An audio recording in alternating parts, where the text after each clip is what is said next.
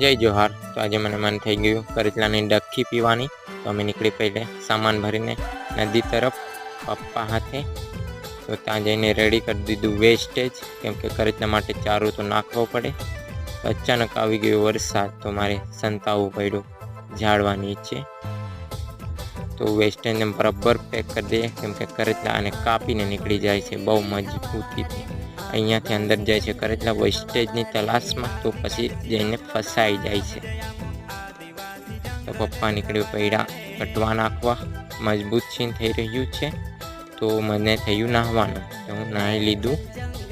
પછી આ મૂરું પકડવા માટે થોડી મળી નાખી દીધી. અમે આદિવાસી બોલીમાં એવું જ બોલીએ છીએ ને, મળી તમે તમારામાં હું કેવું.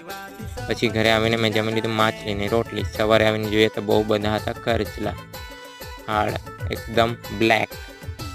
આ જોઈ લો તમે.